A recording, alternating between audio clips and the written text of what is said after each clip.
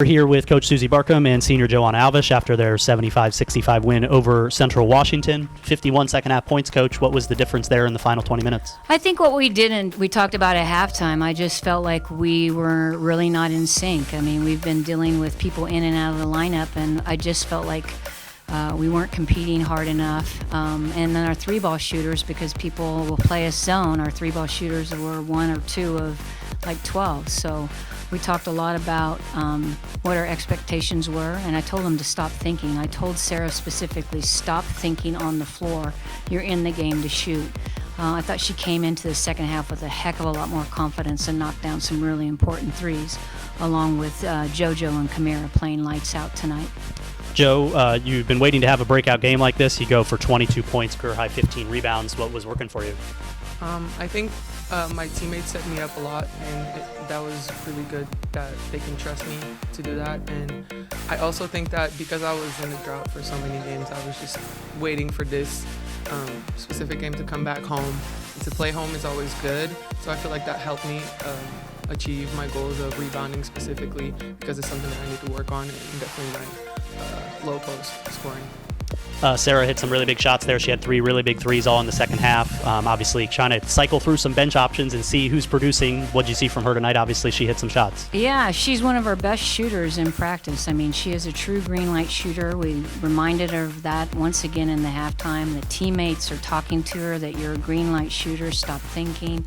And when she doesn't, I mean, it's going in. I think she's shooting 75-80% from the three-point line in practice. So it helped free up Joe a little bit more too. Yeah, her threes were huge because then they had to go out and guard that as well. You had a 34-22 rebounding advantage, a lot of that due to Joe's work there inside. Was that something you were focused on coming into this game? Yes, absolutely. We got annihilated by University of Washington on the three-point. I think it was on rebounds, 67 to 32.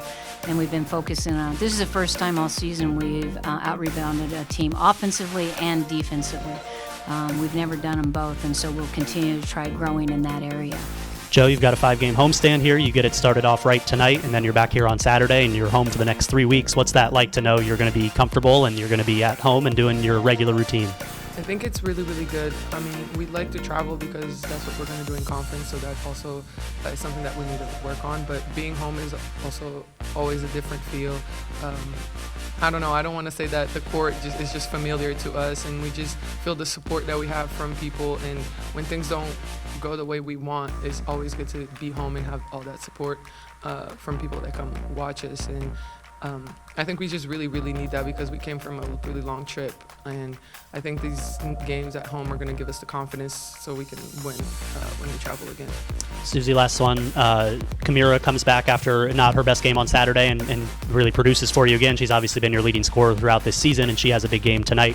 What did you see out of her, and why was she able to be so successful? Oh, well, she's cat quick, first of all, but the thing I like most about what Kamira did tonight is that she was 7 for 8 from the free throw line. So, and then, not only the points, but look how she's setting with 6 assists up, and then she gets in there and boards. So she's being a real complete player for us. It's different when Joe is scoring, so it's really helpful when we have that third scorer, which sometimes it's Courtney, but she's ill. So we have to have 3 people who can score.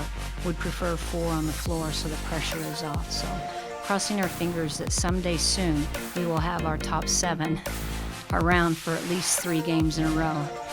Dear Santa, could SU please have healthy bodies? Thank you. Quite a holiday wish there from Coach Barcomb. Thanks for joining us along with Joana Alves. The Redhawks beat Central Washington 75-65. We'll be back on Saturday against Montana State at 3 p.m. at the Redhawks Center. Have a good night.